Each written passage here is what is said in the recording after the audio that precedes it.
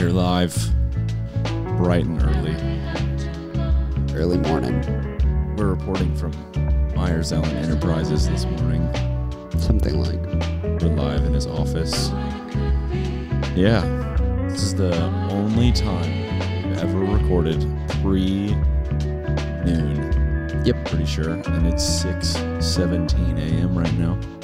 Kind of enjoying the morning. Enjoying the morning vibes. Probably the earliest we'll ever record. Hopefully. Maybe we'll make a practice out of this. I don't know. That would be kind of funny. I did think about, in like the hustle grind business culture, if you made a podcast called like 4 a.m., that would kind of be people would probably really like that. For that culture. For those people. For that culture of people, you know? For those people. For them, the other people. Oh, man. We're also kind of testing out these chairs. I've sat in them, but they're mostly decor. You know, I haven't given it a good hour of sit time. Yeah, talk about these chairs, Myres. I feel like they're pretty cool. They are knockoff Barcelona chairs. I think the one that you're sitting in, the guy who I bought them from said that frame is potentially a real one. Interesting. Okay. But I'm not sure if that's accurate. I was looking for chairs on Facebook Marketplace for this here office, you see, and found this one listing in Huntsville for these 2 Barcelona chairs, and I showed you, and you said, well, you have to get that. So I did. I think it was like maybe like $40 a piece. I can't remember, $25 a piece. I think it was $25 a piece. I think I paid $75 and I got 3 frames and 2 sets of cushions. And you have one of the frames. I do. And then I have these other 2. So the guy, he was an architect and he was trying to restore these to make them look good as new and kind of gave up on the project. And I haven't fully picked up the project since then. So don't look too closely because they don't look that great up front because I think he bought white cushions and then tried to stain them black. So they definitely need probably at least 2 coats of stain. That makes it make so much more sense. But like the gray vibes throughout it, I think the distress look almost adds like a pretty cool element of, just like young people seeking to find high-end art. It's super honest. Yeah.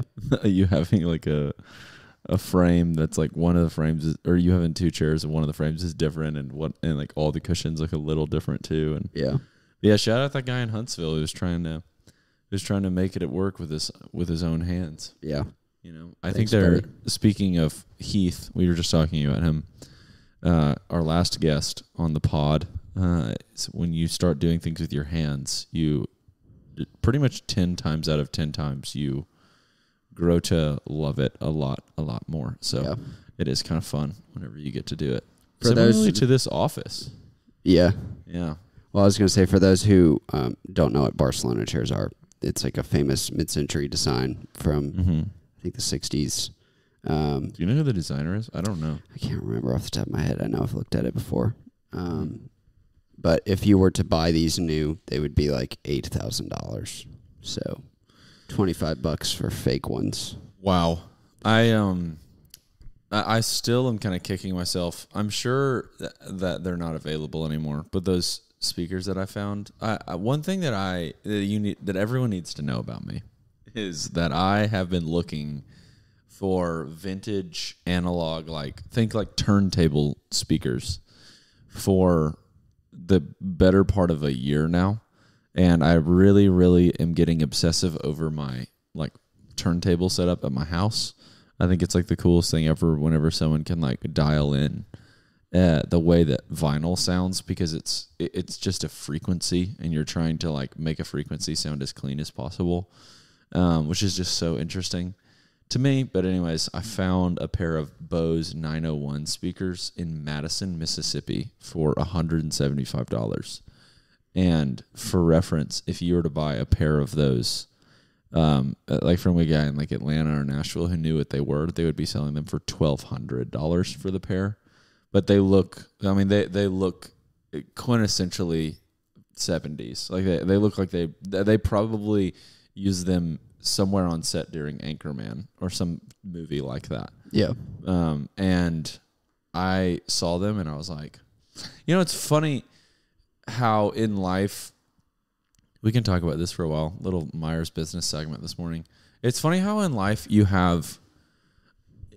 constantly have income coming through, and then you valued several different things enough to spend your money on it, as far as like mortgage or rent. That's going to take up the majority of your... Yeah, I value having a roof over my head. Which, I mean, like surely everyone's biggest expense is going to be their residence. It's pretty much always. But if you really think about it, like I'm almost paying a subscription service for my house, if you think about it in that way. And like I value that. And then I value my gym membership, and I value having Netflix, and I value having a cell phone, and I value, all of these, like money goes, I value having food. So like I budget this amount of money for groceries every month, et cetera, et cetera. But because I value all of these other things, I have these like random passions that almost morph themselves into this thing that I can't have because I never have enough money at the end of the month to get the product that I really want. Because like vintage speakers are so expensive.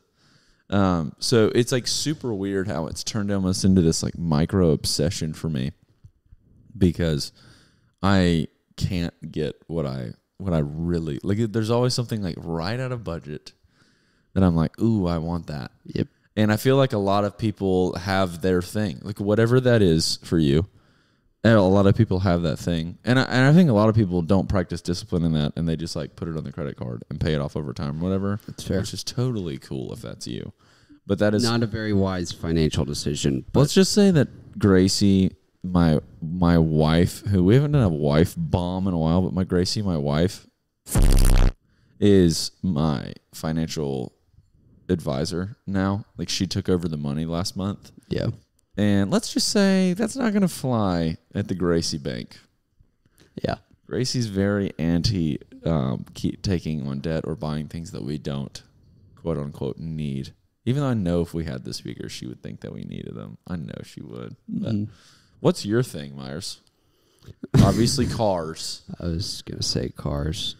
But is there anything like in the $1,000 or less, like something that you could essentially, like at the end of the month, everybody kind of not everybody. Sometimes you have like, $250 left over at the end of the month or something like that.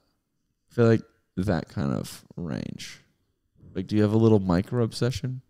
I guess these chairs, your corner wall unit thing. Yeah, I guess for the past few months, it's been stuff for my office. I bought this little fiddle leaf. Mm-hmm. Claire got me that olive tree. Spent a little bit of money on these canvases, and then Claire and I painted them. I have a shelf that I'm intending to build over there that I just keep putting off. Mm-hmm. I sold a keyboard so I could transfer that money into a shelf. You sold a keyboard? Yeah, I had a little like MIDI keyboard that I bought from Zion. Oh, like not a freaking like QWERTY like keyboard, not like an A B C D E F. No. Like a piano like keyboard. A MIDI. I sold it to Sam. What is a MIDI? Why do you keep saying that word? Well, it's a particular kind of instrument. You have to plug it directly into a laptop, and you use it for exactly what Sam does. It's like an instrument name. Yeah. MIDI. What is it? How do you spell it? M-I-D-I. M-I-D-I. Okay. Yeah. I'm trying to think. I don't really music like, instrument, digital. I think the institution. I think the DI is digital interface. I don't remember what the instrument MI digital interface is. Yeah. I mean, I just think about cars all the time, but that's beyond, just your monthly bills. Yeah, that's something you have to save for a long time. Very long time. Yeah. I'm hoping to get my first toy car next year. I hope that happens, because the very following Word of Mouth podcast, will be electric. Because whenever you buy your car, what you also need to do is buy a battery bank generator thing so we can record a podcast while driving around in it. That would be funny. Crazy. I wonder how, I wonder where the power comes from whenever Jerry Seinfeld did the Cars and Coffee. Like, how are they? I guess, like, the camera has a battery in it. Camera has a battery, and then they probably have, like, little lav things that go to the little pack at the hip. Kind of like what our pastor uses on a Sunday. Like that. Mm-hmm. It would transmit to the... Okay, do you think it's all going to a live recording, like a live board somewhere? Or are they taking all of, like, the recordings and splicing it afterwards? They're probably doing that. Just because they're on the move. They could have a little, like, I don't know if you remember some of the music videos we recorded for Zion. We used those little, like, Rhodes or whatever, and you can plug a mic into it, and it, like, records into this thing. Yes. They probably use things like that. Well, they can do it, so we can do it too. Yeah. Barack Obama and Jerry Seinfeld did it, so. But I tend to be the saver around my house. I'm more similar to Gracie in that way. So Claire's the one who's like, well, I kind of have been wanting a new, like, Kindle case, and, like, you know, can I get a book when we go to the store? Can I get a candle when we go to the store? And I'm kind of like, I'm not going to eat out by myself unless, you know, I really just have to have that food. Otherwise, I'll go home and cook it, and I'll spend money to eat out with friends. But what'd you bring for lunch today here? Or did you have time to make lunch today? I'm going back home to make quesadillas. You're going back home? Yeah. But you go home for lunch? Sometimes. Really? I don't have a ton of time, but sometimes, yeah. Wow. So that's like 20-minute drive home, 20 minutes there, 20-minute drive back. Quesadillas don't take too long to make. That's super fair. Yeah. But that's just so different because whenever I worked here for my brief stint at Peacock Insurance, it was a 5-minute drive to my parents' house. Yeah. And then I would just go there. I remember really enjoying that time. Me and my brother, Sam, who also works here, he was really into Parks and Rec. And then we also got into Seinfeld. And it was also the year that Myres and I originally got into Seinfeld. And we would go home and make, like, paninis every day, like a grilled cheese of some sort. And we would just, like, sit on the couch and watch Parks and Rec together. Yeah. For one episode. And then when the episode was over, we would just head back to work. And Sam had done it. I see, it was my first year postgrad, so Sam had done it every day for a year. And I guess, like, whenever I started doing it, it had been a year and a half. And I remember him being like, dude, I do this every day. Just like... That's crazy. I remember talking to him, and I was like, this is so boring. Why do you do this? He was like, look, man, get the lunch break. It's supposed to be boring. The rest of your day is not boring. Because you're, like, answering the phones and stuff like that. And I was like, that's super true, man. And so I literally just sat down all the time, and we would just watch a show and then eat a grilled cheese. And that became, like, a really restful thing in comparison. Also, I think that I hated working here. So it was nice to... Yeah. It was nice to have, like, a little bit of a break. You know what I mean? Yeah. Do your parents listen to our podcasts? They do. Mm-hmm. Just wondering. Yeah. Just curious. Shane and Sue's. I was talking to them this past week, and they referenced some episode, I think with Lane or something like that. Yeah. And I was like, no way, y'all listened? And they were like, yeah, we listen to every single week. And I was like, funny. No way. And they're like, why would we not? Yeah. My parents listen to every episode. Like, probably the day it comes out, I think. Dude, when are we going to get those boys and girls into Birmingham? We're trying, man. Myres' parents, they probably told me that they were going to move to Birmingham for the first time, like, 4 years ago. Yeah. And they, like, put their house up for sale. Did it ever sell? It's been on the market for, like, 3 months. Oh, okay. Okay, that actually hasn't been that long. Mississippi market is not the same as Birmingham market. Yeah, that's fair. If they were selling their house here, it would have sold in like 2 days. Yeah, a week. Yeah, but we're trying to get those. We're trying to get trying to get them over here. Robert and Jelena. We also have a very interesting kind of a. It's not a hypothetical. It's a real hypothetical. It's a reality of trying to decide. Hey, like Myres' parents are moving here. Where should they live? Yeah. Because they don't have any kids in school, like in a school system. Yep. And but they're really used to living. They live in Madison, right? Or no, they live in. What's the name of it? Brandon. That's what it is. They live in Brandon, outside of Jackson. So they live like suburb life. So they're kind of used to that. So I don't know about living downtown, and I don't know. It's just been a very interesting thing. Yeah, it's like if they wanted to get what they want, which is like a house with a pool and some space, like a yard, then they'd probably move to Hoover. Yeah. But if they want to be close to us, like Claire and I / me and my sisters, then they would need to live in like Highland Park or something. Yeah. Because we really want to get a house in Crestwood. You think so? They would live in Irondale?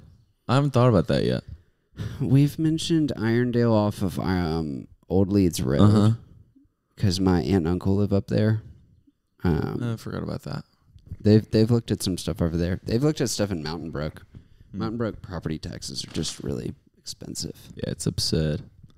Yeah, we talked about that with Heath. That one street that's like pretty much in Mountain Brook, but it's in. Maybe they could buy one of those. Yeah, well, those are freaking tiny. It's kind of the same way on the other side of Mountain Brook, like Old Leeds Road.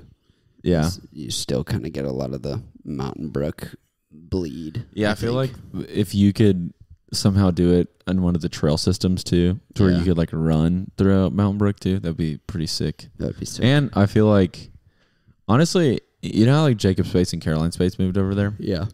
They, I feel like by the time that their children are like in high school, I feel like the high school in Irondale will probably be pretty good too. Yeah. I think that Shades Valley, the Mounties, will they're the Mountaineers, but they refer to themselves as the Mounties. Good. And but I feel like that high school will be pretty good. I honestly, I felt a little bit more refreshed. I was talking to, I went to a funeral this past weekend, and I was talking to, it's either Denny or Danny Ragland. I never know.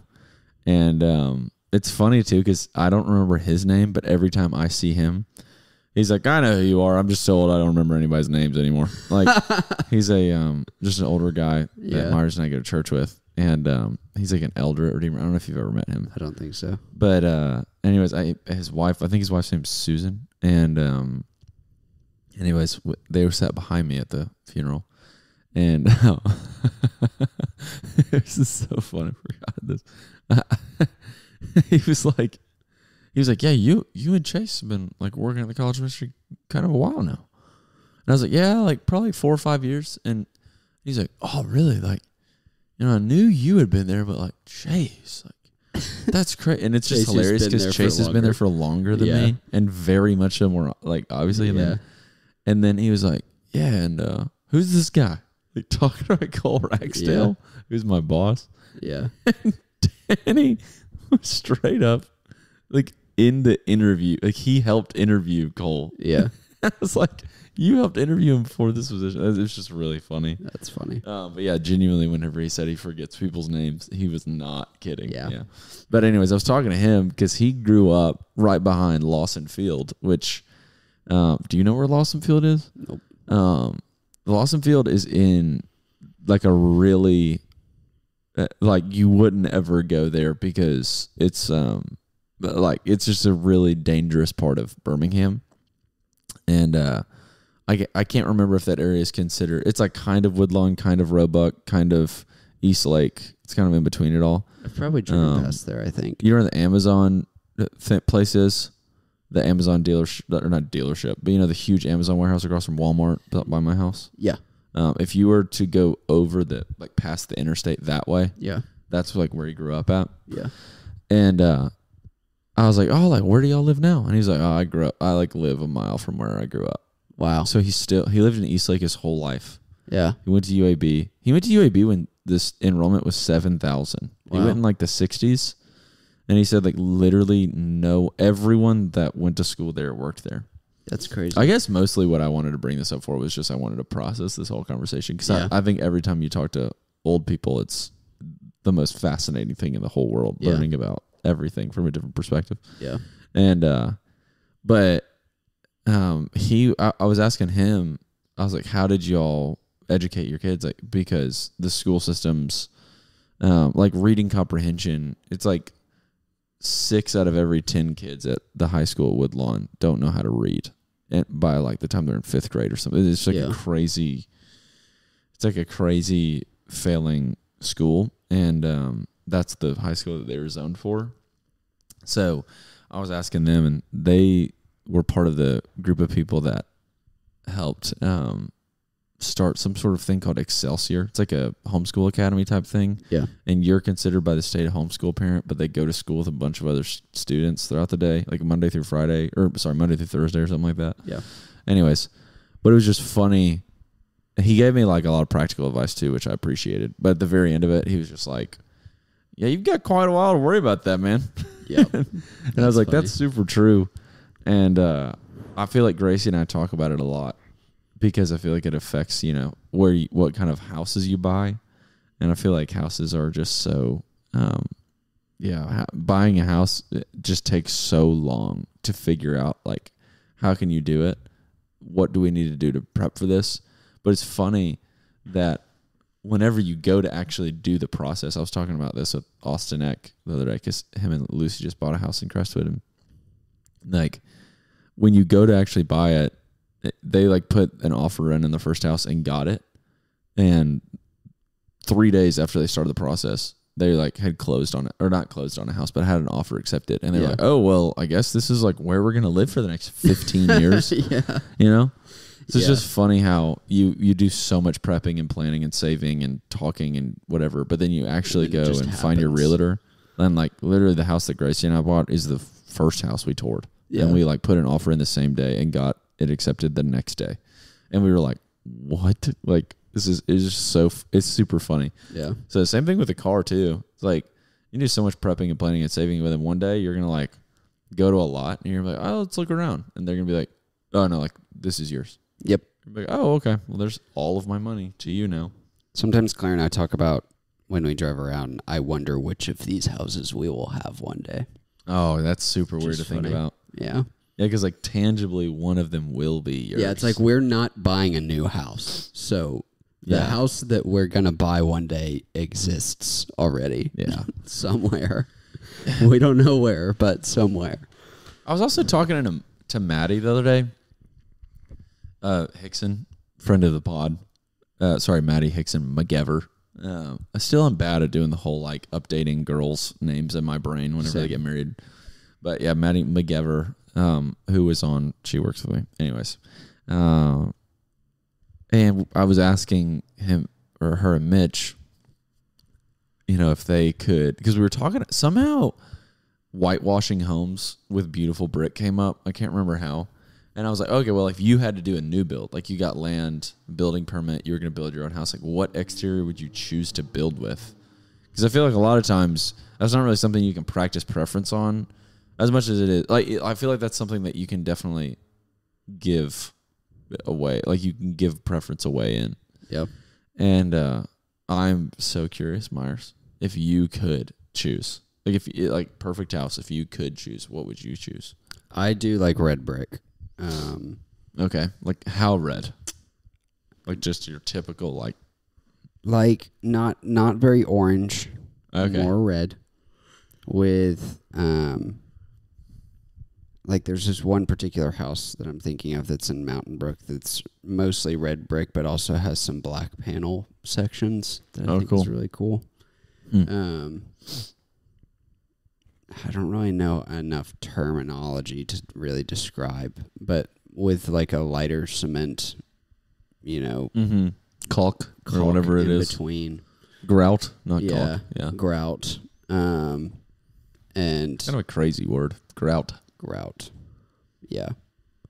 One thing. That's about as far as I can get. I'll put a picture on Instagram. One thing that Maddie and Mitch talked about was they really, the question really was bothered is the wrong word, but it bothered them because they just really want. They would realize like they just really want an old house in Birmingham. I think that's one of the coolest parts about cities that have been around for a while. Is that the old homes, specifically Birmingham, because Birmingham started in like the late 1800s, early 1900s. So like home building in America kind of had figured itself out a little bit. Yeah. Whereas I feel like when we were in Cincinnati, those super old homes, low-key just kind of looked like they were falling apart. They was like very, like not like cheaply built, but it was like they just built it with whatever supplies were around in 1850 or something like that. Yeah. Kind of shack-ish. A lot of old homes. Austin and Lucy's house is over 100 years old. Yeah, their home is freaking beautiful. Yeah, it's crazy. They also live in like what would have been a mansion at that point, I feel like. Probably. In 1940 or I guess it was... be like 1920, I think. 1920. It might have been in the teens. I can't remember when it was built. Yeah. And now it's like probably 25 feet away from a railroad track. Yeah. Which I'm like, how the heck did a family in 1920 that had enough money to build this house let a freaking railroad track be built that close to their house? Yeah, I wonder which one came first. Yeah, maybe the railroad track was there first. I didn't think about that. But or maybe it used to be like a train into town or something like that. Yeah. That would be cool. That would be cool. If there was like a local track right there. Yeah. I bet that for sure was what it was. But anyways, they were talking about how I'm getting to something, I promise. But they were talking about how much they love old homes in Birmingham because they all have this like really cool front porch. And I related with them to this, but they could have just said like, oh, you would just do the same thing in a new build. But when people build new houses, I've never seen a new build that includes one of those like bricked in front porches. Like people put like these like they put aesthetic front porches on their houses all the time. But the old school, like, brick front porch is not something that's really practiced. Even though whenever I drive around Crestwood or Homewood or, I don't know, any of the, like, historic neighborhoods, like Highland Park or Forest Park, I'm like, that is the perfect house ever. Whenever it's, like, a super old one with, like, the literal, like, bricked-in box on the front of it. Yeah. I've never thought about doing that on my own house. Yeah. And it's weird because literally also this week, I was in Edgewood. I showed some people this house, but there's a house in Edgewood which is like this very condensed, like Homewood kind of like rich young family neighborhood, and literally if you looked on Pinterest for modern A-frame home, this home would be like the first picture. It's very, very much so like entry-level modern home vibes. Yeah. The entire front of it is like, I mean, it's super tall and it's completely glass, but it's maybe like 10 feet away from the home beside it. Is that the one by Cole's house? It is, yeah. And I was like, this just doesn't fit here. No. And, you know, in my brain, I feel like I'm like, oh, if I built something, I'd build something like that. Like it's super modern, super cool. Because I've always thought those homes were cool. And I've never once in my life been like, oh, I'm going to build an old house, even though that's probably like is a perfect home. Yeah, I think if you're building a beach house or like a getaway in the woods or a lake house or something, I think that's very conducive to like a cool, modern something or another. But if you're building in a neighborhood, it really sticks out like a sore thumb when you build something super modern. Yeah, and I think that's part of why I really have grown to like the whole cottage look, you know? Sure. Because I think that fits in a lot of different neighborhoods. Could you imagine offensive. Claire's interior design with a cottage? That would be so vibey. Yeah, it'd be a good time. So that's more of our taste now, I think. Alan just got here. I've been wondering this whole time if he was going to show up and say anything to us. Let's see if he says anything. Nothing. He didn't stop by. What time is it? It's 6:45. That's funny. Yeah, Alan is not required to get here until 8, but he gets here at like 6:30, 6:45 every day. 8? Really? I thought it was 7. Oh, wait, yeah, I guess he's got to do half days on Fridays. Yeah. That's true. I forgot about that. Yeah. But no, I think it's interesting. Another thing Mitch said, because there's this house also on Cole Street, in Edgewood, that it's completely black, and it's, I would say, like, frame wise, like the house fits in the neighborhood, but it's matte black. Yeah. And I think it's sick. Yeah. And because I think black houses are beautiful. And it's so interesting. Like in like Canada, Scandinavia type areas, people used to paint their houses black so it can get hotter. But now, like, that vibe is just kind of it was like born out of utility, and now it's just preference or taste or something. But it's really dumb to have a black house in Alabama because it gets so hot in the summer, like the homes do. It costs a lot to air condition them and stuff.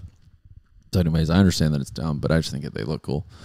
And Cole was like, Mitch was like, yeah, like, I think that house is cool, but it just, like, it doesn't fit in with the neighborhood at all. And I feel like it just comes across really try hard whenever people do that. And I hadn't heard the word try hard in probably a year. Yeah. And I was like, man, that really hit the nail on the head for me. Now, if you're trying to do something that doesn't fit in with the neighborhood, like, it's really, like, it seems like, oh, like, I have better taste than y'all, like, haha, kind of thing. Yeah. Which is funny because the other night when I went to Gladys, the improv group in Birmingham, they literally made fun of Edgewood specifically. Yeah. For being like like this guy. The bit was, this guy went to a pawn shop and he was like, I need something that will make my neighbors hate me. That was like the whole bit. Yeah. And he was just saying, like, literally, I want my neighbors to completely envy me in every way. Yeah. And they were like, the guy was like, oh, I've got it. Went to the back. He was like, you see this? It's a big sphere cement ball. You can put them all align your whole yard with them. Yeah. Nobody is going to ever think about street parking, but they're definitely not going to think about street parking at your house. Yeah. It's just like, it's so funny because literally I've driven by houses and I've seen those, like, cement balls and been like, whoa, like, they're like bougie. Yeah. But it's like, literally, it's just a freaking concrete sphere. Like, concrete ball. It doesn't matter at all. What is your house, Target? Yeah, Bro, for real. were you Oh looking my at Target? gosh. We should go prank them. We should go prank them and spray paint their balls red. That would be funny. Or, like, turn them into eyeballs. Yeah. I guess there's a lot of potential for Halloween. Mm-hmm. Yeah. You could dress up your yard balls. We could turn them into ornaments. Yeah. Oh, Christmas. Speaking of that one house, I kind of forgot. I really have been getting, like, Gracie and I bought our flights for Christmas with her family the other day. So maybe that's why it's been on my mind so much. But I really have been thinking about Christmas a lot. Every single time it turns into fall, I don't anticipate Thanksgiving. I don't anticipate Halloween. I love Thanksgiving. I love Halloween. But I don't really, like, I'm not like, ooh, I can't wait. But I freaking love Christmas. Yeah. So anyways, I was thinking about that house in Vestavia that has, like, it, like, shines the whole freaking movie. They have, like, the projector and stuff. Yep. That's going to be cozy. Yep. A little peppy mokey. Dude, it's October. It's October 1st. That's freaking crazy to me. And once it's October, it might as well just be freaking January 1st already. Right. I feel like the rest of the year is just like, phew. I think it's supposed to actually get cold next week. Are you serious? Claire told me the lows are in the 50s next week. Wow. Hey, you know what that means?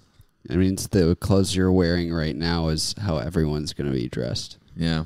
I kind of love dressing like this in the morning. It's, it really is an art form trying to figure out how to dress in Alabama at this time of the year. Yeah. Because it's like when you leave the house in the morning, a short sleeve, you're going to be a little chilly if you wear a short sleeve in the morning. Yep.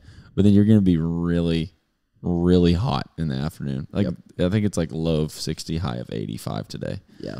So it's like 60 with the hoodie, good vibe. Yep. 60 or 85 with a hoodie, death.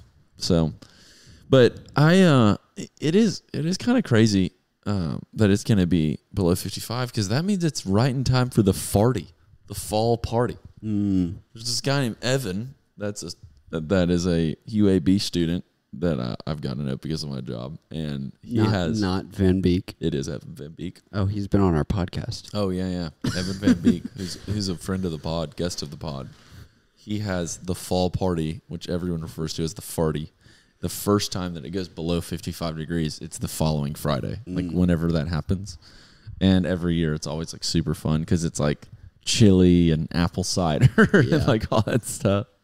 It's so dumb. But yeah, I've only been to it one time, but I'm excited for the farty this year. Yep. Hopefully I can make it out.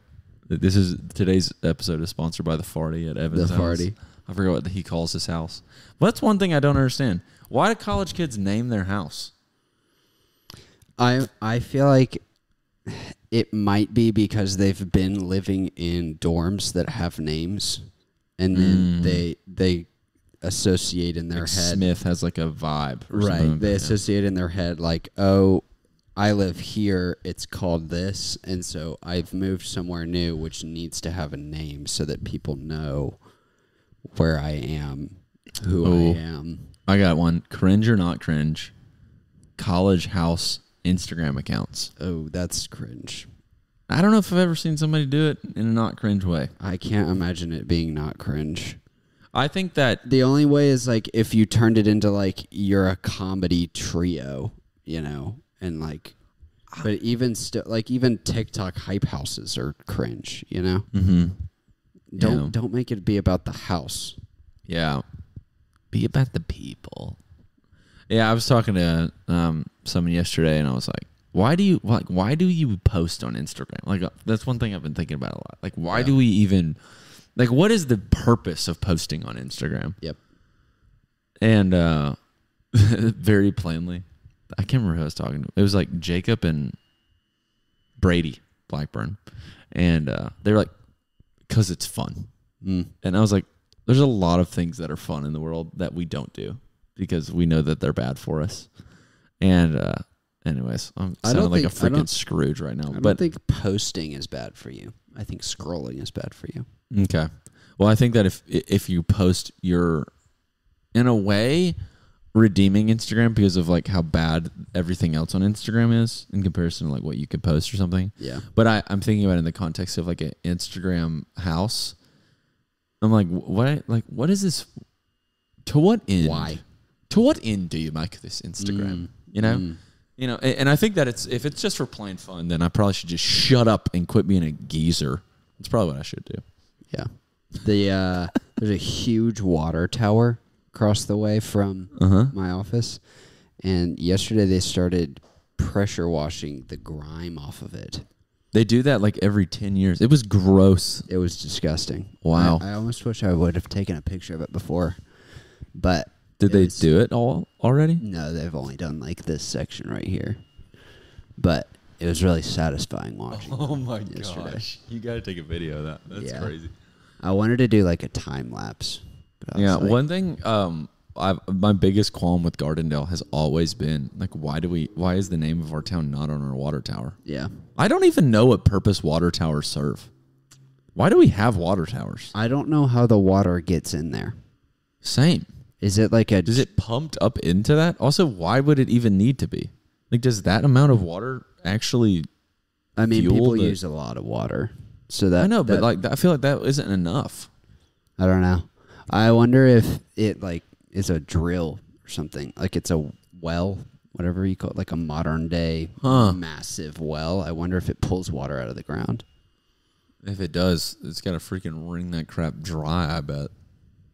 It is wild to me. It is very wild to me that water towers, that water tower exists. Because I feel like water tower, like if somebody builds a new town, this is a weird question. If somebody builds a new town, do they build a water tower still?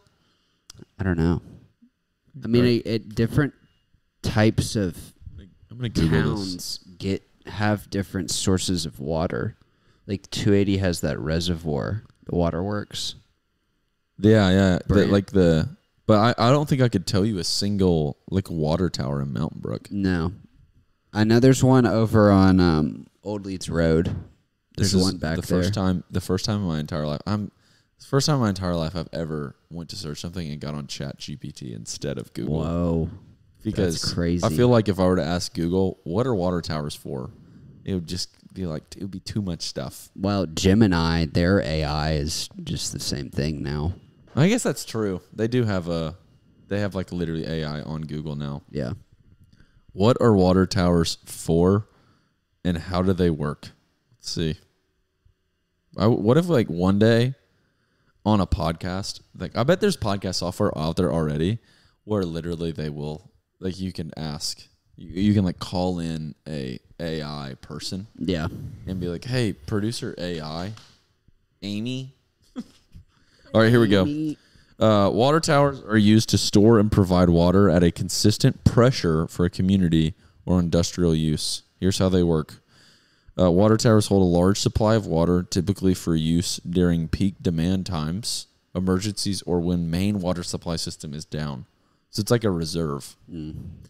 Pressure management. The height of the water in the tower creates water pressure, which ensures the water flows consistently to homes, businesses, and fire hydrants without requiring constant pumping. That's also super interesting. So, wow. So I would say the main function isn't really storage because they say they only do that in peak times. Yeah. But the main function is at the highest point in Gardendale, where a home is that I can think of. And it's just shoving the water down into the pipes. I wonder because water towers are so tall. Mm-hmm. Yeah. I wonder if there's it has to be 4 stories tall to build up enough pressure. Like, why can't it just be 20 feet off the ground? Oh, interesting. Here we go. The higher the tower, the more pressure it can provide. For every 2 feet of elevation, it creates 1 PSI. Huh. So, think your tire, your tire pressure is, freaking tight. And I'm thinking that water tower right there is probably, 100 feet tall. Yeah. So, it's that's 10 times as much pressure as your tire has. Yeah. That's crazy. It's a lot of pressure. Filling the water is pumped into the tower from the main water supply system, often during times of low water usage, like in the middle of the night. When people use water, for example, turning on the faucet, water from the tower flows down through the pipes driven by gravity. The pressure created by height of the tower pushes the water into homes and buildings. And then balancing the supply and demand. Water towers help balance out fluctuations in water usage during periods of low demand. The tower fills up. During high demand, it releases water without the need for water treatment plant or pumps to work harder. So now for the real question. How many showers do I have to take to drain the water tower? That one right there's no freaking telling. Probably 6 million. 100 million. Do you think that if that water right there, do you think that if water supply ended and you were the only person that lived in Gardendale and you lived right there, do you think that amount of water could last you the rest of your life? Yeah. I feel like it could. Probably. That's a frick ton of water. I mean, it's probably a million gallons or something. I don't know. It's a big, thick, plump water tower. How many gallons of water does a typical family use a day? 300 gallons of water per day. Oh my gosh. This is crazy. I bet no one's ever talked about this on a podcast ever. This might be an original idea. Wow. I don't know. At breakdown of average daily water use. Guess what? Number one, coming in at 24% of your family's daily use at 72 gallons. What do you think it is? Flushing the toilet. Yes. How did you think of that? I would have definitely been I don't know, cooking. I always heard that flushing the toilet uses 5 gallons of water or something. That's I don't know crazy. why I've heard that, but I did.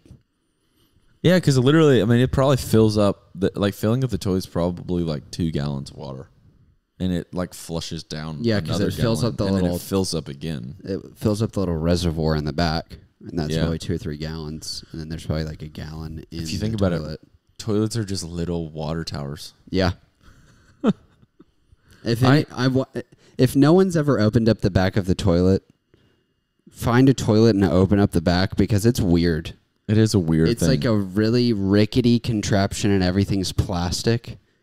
It's a primitive invention. It's very primitive. And then you pay your plumber like $7 billion. Hundreds of dollars to come and fix that. Genuinely, that is a funny thing to me. Oh my gosh, like they're literally just being like lifted all the way up to this water tower right now. Yeah. I wish we had a live camera on this. But it's fascinating to me how you literally pay your plumber because you don't want to deal with poop. Yep. That's the only and it's not even poop as it is like if you get your plumber for your sink, it's just because you don't want to deal with like gunk from old food. That's the only reason. It's just a delicacy fee. So like plumbers they make a ton of money just because they're willing to do the stuff that you don't want to do. If you get to like piping and stuff, that is probably something that you want your plumber to deal with, you know? Yeah. But a lot of times like a clogged thing, like your garbage disposal or something, you could figure that out. Huh. Wow. Well, this is super interesting. Showers take up 20%.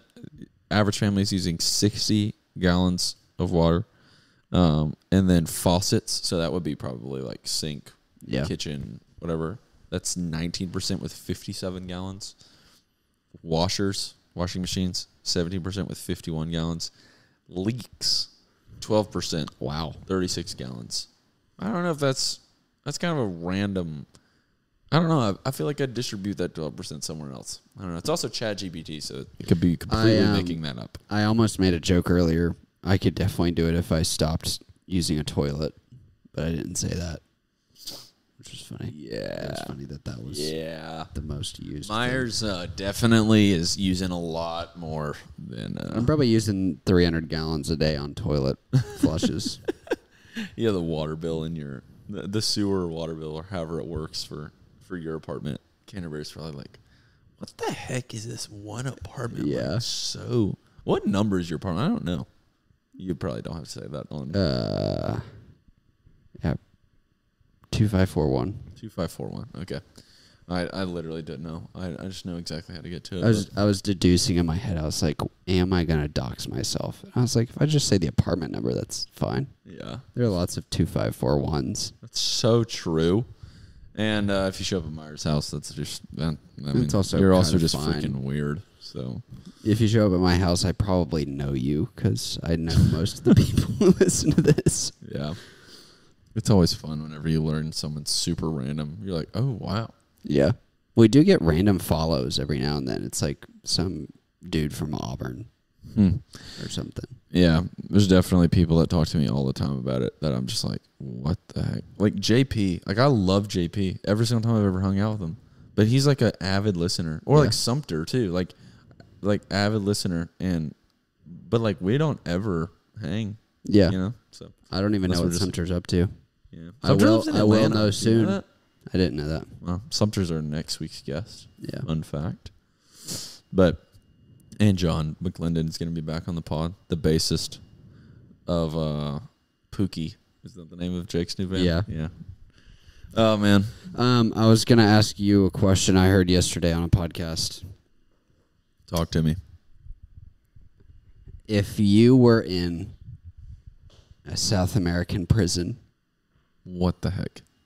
And you have 24 hours to get out. Who is the one person you're going to call? I can call anybody in the whole world. Anyone you know. Oh, anyone you know. A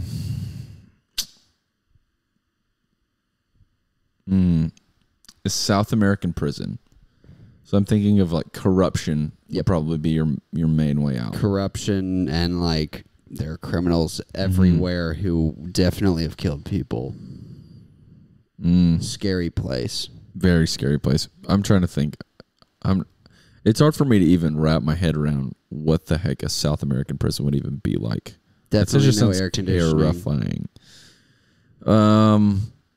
Dude, I genuinely don't know if anyone that's coming into my head right now makes me feel any more confident at all. Like maybe freaking I'll be so real. Craig is coming to my mind. Craig is like the only person that I think that could probably like schmooze a gangster in Brazil to help get us out. But also it's like weird because I think that to a certain extent, like knowing that I would call down there would probably be like would make the situation any easier because I feel like you're essentially like, okay, do I stay in here and have like a prison life forever, or do I leave? And what it would take to leave would probably be just like essentially being enslaved to someone else for the rest of your life. I don't know. I'm also basing all of this off of like TV shows and movies. So, but yeah, I think I would probably say to someone, hey, if you get me out of here, I will give you my house in America. And then they'd probably be like, okay. I don't know if it'd be that easy, but I would literally be like, hey, I will help you get your daughter or sister or mom up to America, and I will let them. I will like give them my home in Birmingham, and someone would probably buy it on that if I help them get into America. I don't know. That'd be my main plan. So you would bribe people to get you out. You wouldn't call anyone.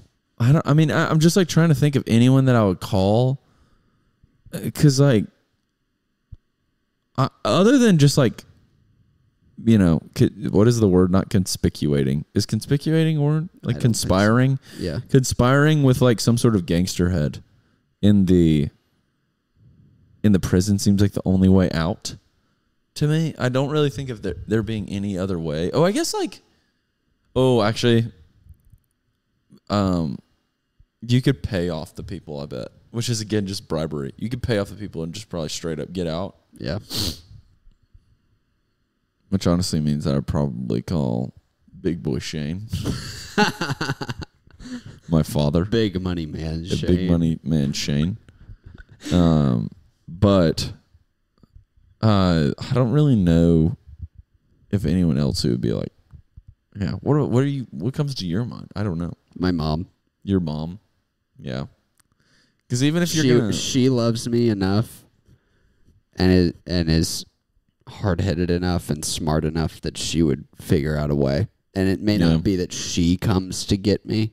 Sure. She's a small woman, but she would find a way to get me out of there. If your mom showed up at a South American prison, things would probably happen that you would really, really, really, really, really, really not appreciate. Yep.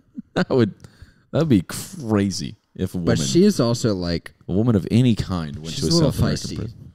That's fair. She's like, her school growing up was super rough. She said people have like held knives to her throat. Wow. And she like didn't back down.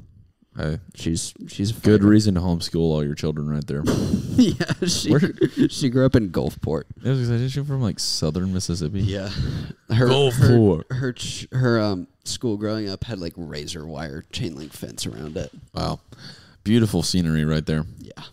One thing that I think is absolutely the worst thing ever is that because of like school shootings, schools are having to get wildly ugly, or because of like tornadoes hitting schools or whatever. Like they just built a new building at the elementary school that my mom works at, and it is almost like a prison because it's like a storm shelter and also an active shooter shelter. So you can like lock all the windows, and they have these like concrete doors that you can put like over the windows too. And then all the doors are like freaking huge and like latched together and stuff. Yeah. And I'm like, this is just legitimately like a prison now. Like, and I feel like school, it's funny because whenever you go to college, colleges are like almost like Google headquarters now. They're just like, how can we incorporate like as many coffee shops and bagel shops and outdoor seating areas and acai bowl places into these people's lives as humanly possible? Yeah. You literally will sit outside for class sometimes. And I'm like, why does that happen in college? Like literally, for example, in North Carolina, or like at Chapel Hill, they had the active shooter on campus. I don't remember when that was. That was probably like 2 years ago. And Chapel Hill didn't change at all. Like, didn't change their campus at all. The only thing they changed was campus security and how, like, well planned they were and stuff. But high schools are, like, wildly different. They're super concentrated. Everything's in one building. And literally after, I'm trying to think, that's actually super sad. I can't remember what school shooting happened whenever I was in high school. But one of the really bad ones happened. I think it was the one in Sandy Hill. Sandy Hook. Yes, that's what it was. Yeah. Pennsylvania. That's what word I was looking for. And, like, it's just crazy to me how my high school didn't get another security guard or something like that when that happened. And then one time, whenever I was in high school, there was a guy who made like a hit list. And were you on it? No, I literally. It's kind of crazy. The guy was. I don't know how to say this. The guy was definitely like one of the guys that you'd probably. It wasn't like the most surprising thing in the world that this dude was the guy that it was, and but I literally I played chess with him in the library the day before. That's crazy. I really liked him. But I also thought he was super interesting. Yeah, because he was just like, he was really into like anime and stuff like that. And the very next day he put out a hit list, and then he got expelled, obviously, and went to some school that was for that type of thing. And but I remember being blown away. I was like, dude, we literally just had a kid that was like from within the school who was like, I guess that's another thing. A lot of like sometimes the shooters are students, which I don't really know if that's ever happened at a college. Maybe I'm wrong about that. This is going to go deep, but I've been working through this. I listened to a podcast with Christian Craighead.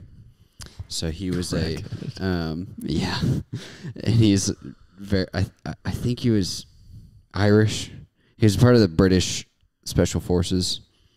And he has the nickname Obi-Wan Nairobi. Wow. Because he was stationed in Kenya when some Hamas terrorists, Somali terrorists attacked a hotel. And I think it was like one guy's suicide bomb blew up like right outside, and then 5 more went in to the hotel and started killing people. Wow. And he responded without being like commanded to. Someone called him and said, "This is happening. You should come." And so he like put all his gear on and went, and he saved something like 700 people from the hotel. And a big hotel. Yeah. It was like a nice hotel in a nice part of Nairobi, Kenya. So it's like, wow, a really strange occurrence. But he went in with like, his full, mask and whatever kind of rifle, gun, and all the padding things. And armor and stuff. And it was tough because there's a lot of stuff he couldn't really talk about because of secrecy and stuff. Because he wasn't told to go do this, so he's kind of like a little bit in trouble with the government. Yeah. Even though it's like he saved hundreds of people. But from what I've gathered from reading other sources and from what he said, it sounds like he killed maybe 1 or 2 or 3 of the terrorists. And a bunch of other people like joined in with him, security guards and stuff like that, to go save people and stuff. But it was really interesting because I think he's a Catholic. There was a lot of like, he met someone that morning and like gave him a ride, even though he doesn't normally like just pick up hitchhikers or whatever. And he gave him a ride into the next village. And then the guy was like, "May God bless you many times today," or something. And then he said when the guy said that, his whole demeanor changed and it was very serious. And then he went back to this like happy-go-lucky guy. And so he believes that was like literally an angel speaking through someone or something like that. Huh. So there's a lot of like stuff in there that has to do with him having faith in God and stuff like that. And I've been wrestling through like what it means to be a Christian and a soldier, you know? Sure. Like he obviously did the right thing by eliminating the threat. Yeah. Killing these bad guys who were murdering people. Hundreds of people. I think 22 people died and 20-something more people were injured. Wow. But he said, like, he got there, he heard a woman screaming, and then he heard gunshots, and the screaming stopped. So it's like they shot a woman. Like, it was very obvious they were killing people in there. So he had to go in there and stop that. Sure. And that's obviously a good thing, but also, like, killing people is a bad thing. So I wonder, how do you juxtapose that? Yeah. I mean, the way that I remember being in this like ethics class and hearing my professor, I don't remember his name, but essentially the way he worded it that I always like made it make the most sense to me was the death penalty exists not because you don't love that person, but it's because you love everyone else more. Yeah. And obviously with the death penalty, that logic kind of falls through because you can keep them in, what is it called? Like limited, it's like prison. Yeah, you can keep them in a high security prison thing. Like, and I think with that, in terms of that situation, getting 5 different mass terrorists, because essentially, I mean, I don't know anything about terrorism, but getting 5 terrorists to stop killing everybody and commit to being like, hey, I'd rather just do like a life in prison. Yeah. That would be really hard. Yeah, because it's a part of their religion. It's yeah. Like they think their calling is to go and sacrifice themselves to cleanse. Yeah, I don't know the level in which, because obviously the first guy was a suicide bomber. And I imagine that if the first guy was a suicide bomber, then that means the other 5 guys that were also killing people were the same religion. Yeah. Which that means that they considered suicide to be their mission while they were there. Which I don't really understand that at all.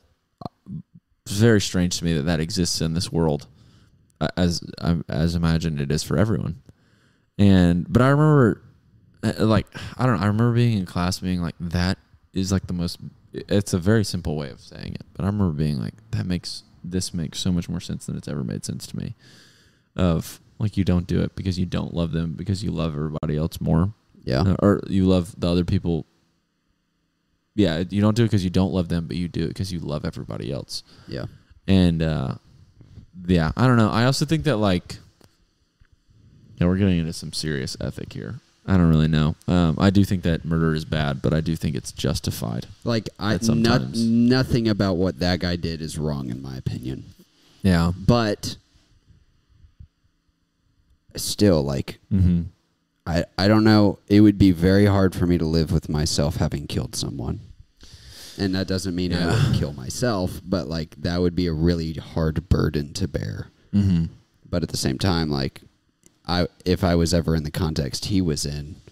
Yeah, dude. Like, it's like, also like instinctual too. Yeah, like, I would bear that burden knowing that I saved innocent people from being murdered. You know.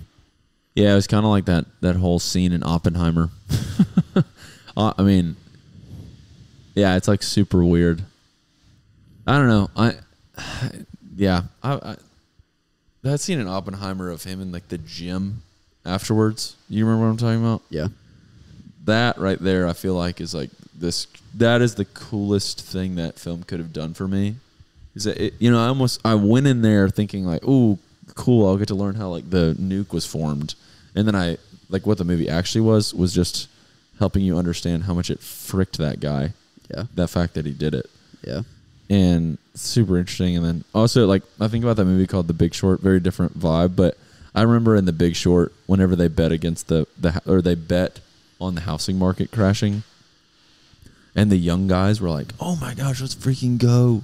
Like whatever, and then the old guy was like, "Quit celebrating!" Like, do you know what this means? Yeah. Like you bet on like people's family being homeless. Yeah. And like families being destroyed. Yeah. And like people's lives being ruined. Yeah. Like this isn't something to celebrate on. Yeah. And I remember being like, That's so interesting. And I feel like it scratches that same itch of like you could celebrate the fact that you saved like so many people, but at the same time, the only reason you had to save people is because this world is terrible. Yeah. Point blank. Period. That's just something that to be sad about in general. You know. Yeah. But anyways, the back to the high school thing. Like, I don't understand why high schools don't adopt some sort of college mindset on that. Of like, yeah. I mean, it's just sad that that's even a freaking conversation. It's sad that beauty is not prioritized. Mm-hmm.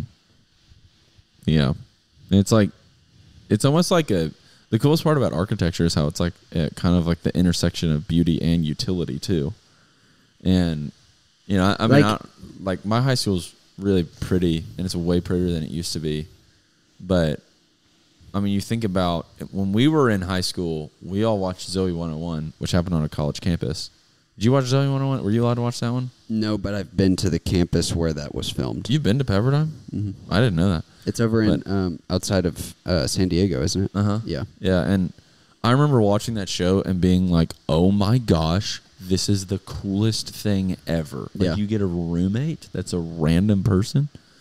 And they don't have like hallways. They just go outside to walk between classes. Because the weather's so nice. Yeah. And it's crazy. That's how like my mother-in-law, Danny girl, she grew up in Hawaii till she was like 16.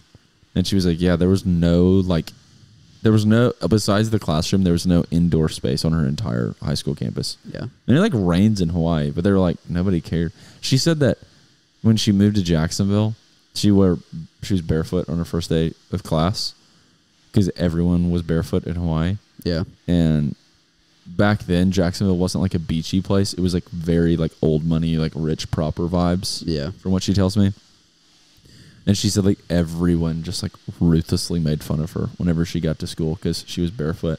And I was like, man, what a freaking shame. But yeah, I don't know. I feel like everyone watching Zoe 101 in high school and middle school being like, yeah, this would be perfect. And then you watching like Ned Declassified School Survival Guide, which is an amazing show, by the way. They kind of made fun of how terrible high school was. So it was like simultaneously they were making fun of how amazing high school was whenever it was the opposite of high school. And then they made fun of how terrible high school was whenever it was like a realistic, like the principal being like this. That's also another super interesting thing. Like my principal was like very domineering and like rude. Yeah. I didn't know that you didn't have to be that way whenever you were a principal whenever I was a kid. I was just like, oh, well, that's just how bosses are. Yeah. It's like super interesting. Yeah. Like I like my... It's really funny. It feels like there's a lack of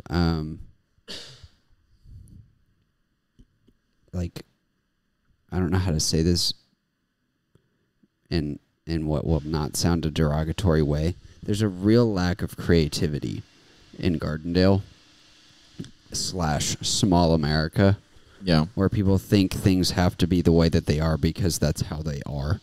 And it's how they've been. Yeah. And so it's like people start their business and make up like job titles by going to other businesses that do the same thing that they do and copying the job title and pasting it into their business, if that makes any sense. Yeah. So we work 8 to 5 because that's what everyone else does. Mm-hmm. Instead of saying, what are we trying to achieve? Here's the work that we have to get done. Maybe if we get it done in less time than that, people can just go home. Yeah. For example. Yeah, it demands a different vibe. Maybe school buildings can be extremely safe and also beautiful. Mm-hmm. Maybe. You'd actually have to put a little bit of individualized processing into it instead of Jefferson County outsourcing it to someone in Texas. Yeah. It's funny. There's a high school. This is actually hilarious because Clay Chalkville, the high school that's like 15 minutes or 20 minutes from here. Yeah. There's a Clay Chalkville high school in Florida. And the designs for Clay Chalkville here somehow got like mixed in with that. And in the processing, they made like one of the buildings at Clay Chalkville here an outdoor like Florida high school. Oh, wow. So they have lockers outside there. I think it's Clay Chalkville. Either Clay Chalkville or Pinson Valley, one or the other. And it's like wild.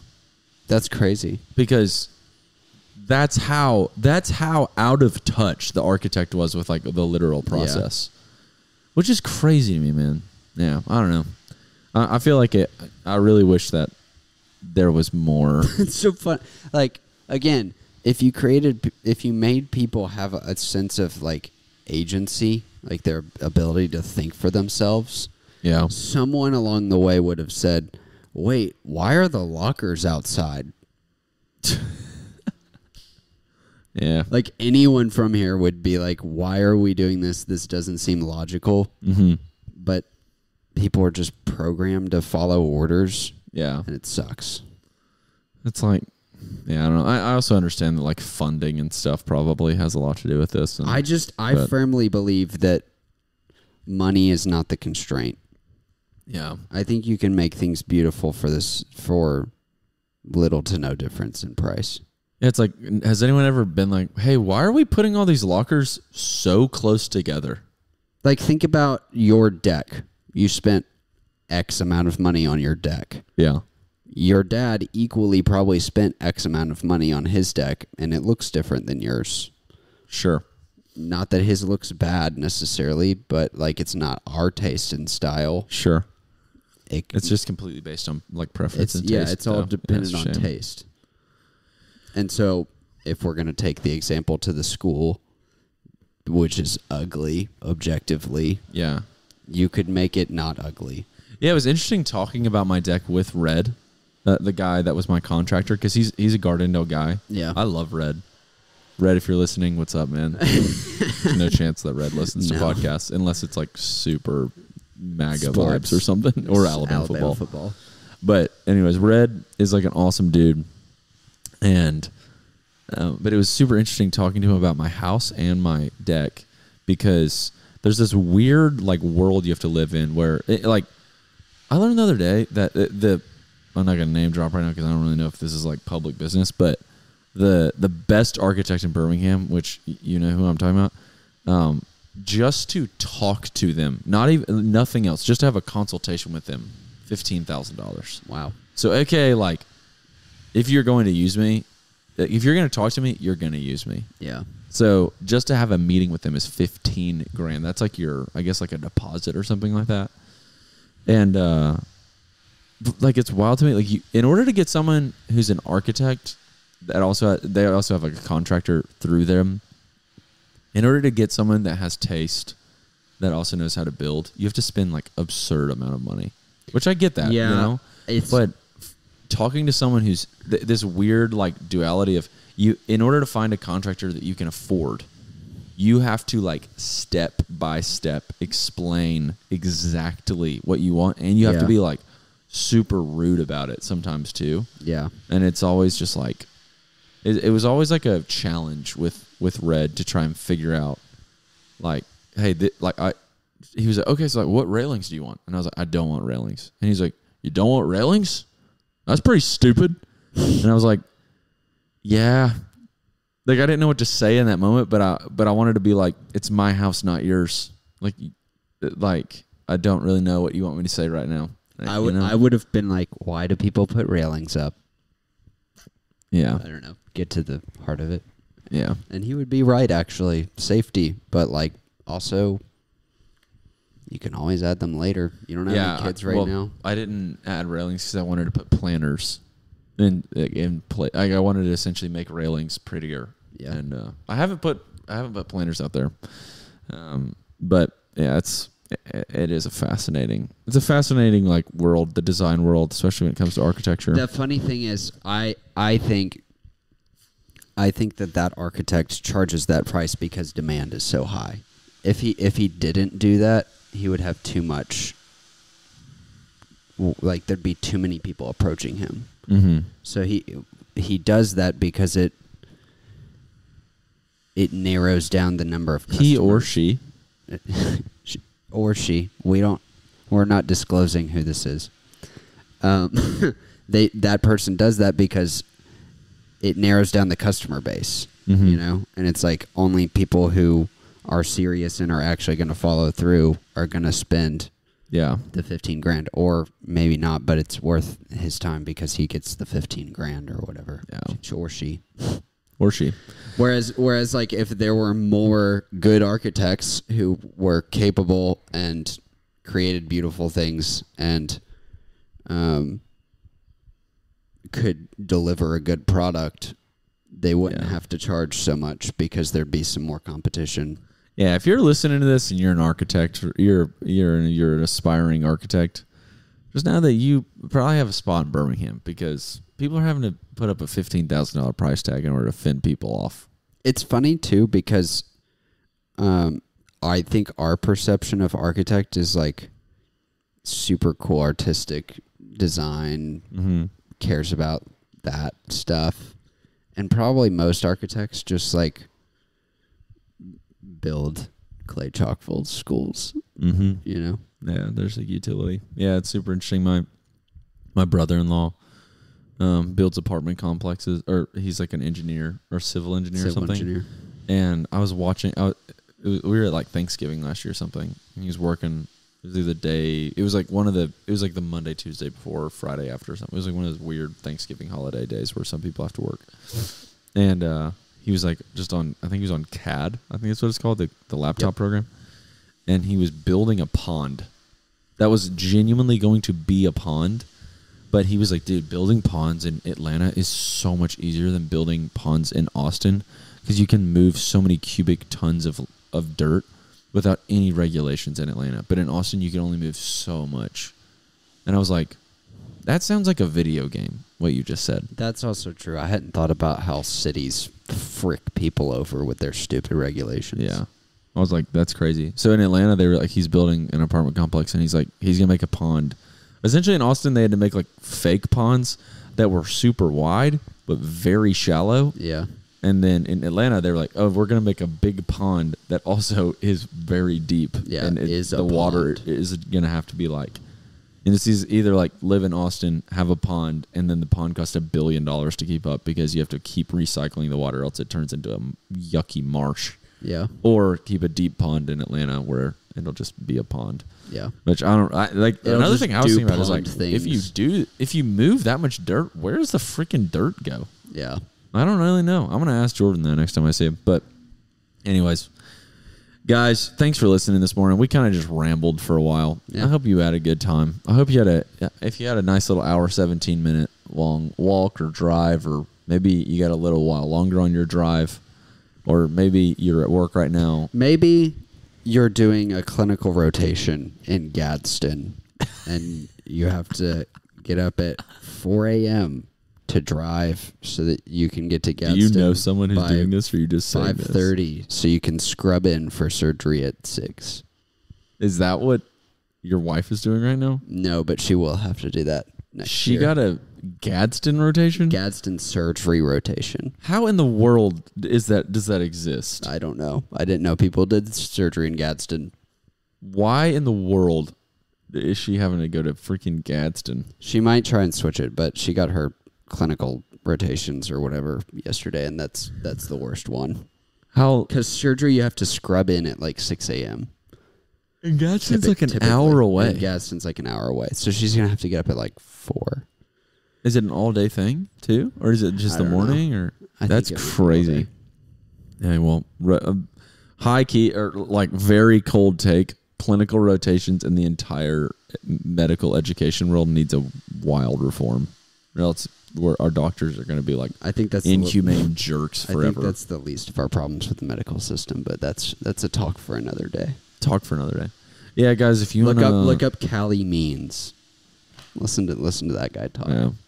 If you want to listen to our chat on what we think about healthcare and the medical system, then make sure to tune in never, because we're never going to talk about that on this podcast. Yeah. But come talk to me personally. Yeah, come talk to Myres in a normal way. Not on this, but hey, guys, we hope you enjoyed this sode. This nice little 6 a.m. burn. out here in Gardendale with the subtle spraying of the. I definitely feel like they can hear the. People will probably be able to hear the pressure washing of the. Let's just say that the water pressure has to be pretty freaking insane for this what they have going right now, because the water pressure pressure washer machine is on the ground, and then they have a tube that's like, no joke, I don't even know how tall that is. They have a 80-foot tall tube keeping the water pressure going all the way up to the water tower. That's actually a nuts machine. Yeah. So it's super loud. Anyways, I hope that was like kind of some nice little soothing background noise. Thanks so much for listening, guys. We love you. Cheerio then. Bye. Welcome to the secret segment of the podcast where we talk about secret things. Okay, so this past week, Alabama beat Georgia in the craziest game of college football history. Ever? Maybe ever. Some dude, there's a guy that's like a pundit who literally has been covering college football for 40 years. His name's Paul Feinbaum. You probably don't know who that is. No. And he has been covering SEC football, and he was like, that was the craziest regular season game of football I've ever seen in my life. And he's like 65. He's like old dude. Legend, by the way, Paul Feinbaum, that guy. But anyways, what do you one question I have is, how do you feel whenever everybody talks about a game like that all the time, whenever it happens, as someone who doesn't care about sports? If I'm in a social context, I will leave the conversation and go try and find someone else to talk to. Even if it's someone I don't know, I'll introduce myself. I try and find the person who's doesn't care. I think that's why I was friends with girls so much in high school. Huh. Because girls don't care. So I would go talk to them about other things. Yeah, fair. But sometimes I'm hanging out with my friends and we're on vacation and it's the weekend and we're at the beach house and everybody's... You're on hour 12 of watching college football. Everybody's watching college football and has been talking about it for the last 24 hours. Why do you think you don't like football?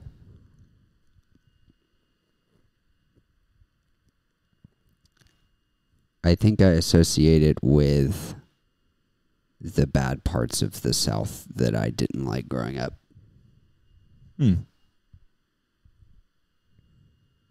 Just like redneck culture and stuff, like kind of like why I don't like NASCAR.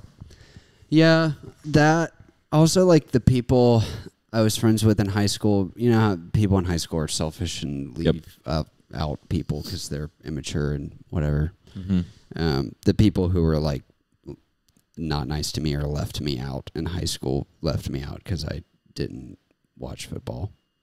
So there's probably some element of like bitterness, maybe. I don't feel like I don't really care that they did that. I had different interests. You can't understand an individual outside of their childhood experience. Yeah, but I've just never cared for it. It doesn't interest me at all. Nothing about the culture is like something I want to be a part of. Yeah, it is so interesting, man. It's just like the contrast of how cool Premier League is, or British Premier League, when it comes to sports is kind of crazy to me. It was also funny talking to that lady at Zion's birthday the other day, because she felt the same way about it because she grew up in Britain. Yeah, she was like, I didn't think about that yet. She was like, I wouldn't go to those games because those are like kind of the rough characters you don't want to be around.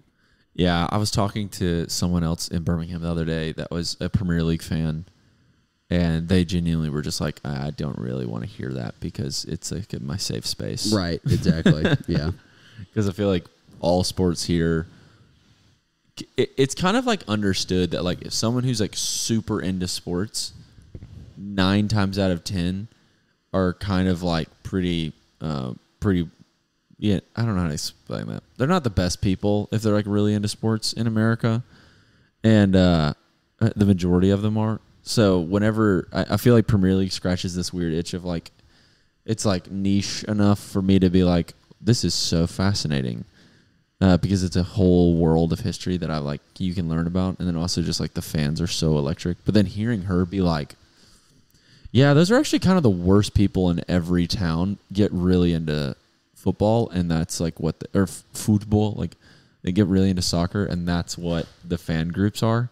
I was like, oh, that's actually why like football stadiums are allowed here, is because the worst people in every state get like irrationally into 19-year-olds playing a sport. It's the same thing there. Like people freaking love whenever they have like a young kid from that town who gets on the team and they end up playing well. It's like crazy. I think there's also like it's kind of a moral dilemma that I see in other people where they're generally like not that good of a person, or like just kind of a dispassionate person in other areas of their life. And then they will like sacrifice most other parts of their life in favor of this football thing. Yeah. Like they will be rude to people and unkind to people around them. Yeah. Because of this. Yeah, like people will literally thing. be like, hey dude, like I'll get asked the question sometimes. And like I can do this, like whatever. But anyways, I get asked the question sometimes like, hey, like if we watch the game, like are you actually gonna watch the game, or are you gonna want to like talk? And I'm like, I'm cool with whatever, you know. But like some people are like, they literally will not watch the game with you if you want to talk during it, which is crazy, bro. And crazy. I have a lot of problem with people who are like that about things. Good way of putting it. Anyway, so I always wondered that. That was today's segment of Myres Sports. I'm sorry I didn't do any of the sounds for any of our two. We did Cringe or Not Cringe, and we did Myres Sports, and we did Myres Business, and I didn't do any of the sounds. Yeah, I apologize. I did do a wife boost. Anyways, I think we're gonna wrap it there, guys. We have a whole day ahead of us. We love you guys. We love you, WOMers. Thanks for listening. Thanks so much. Always appreciative of you. Cheerio, then.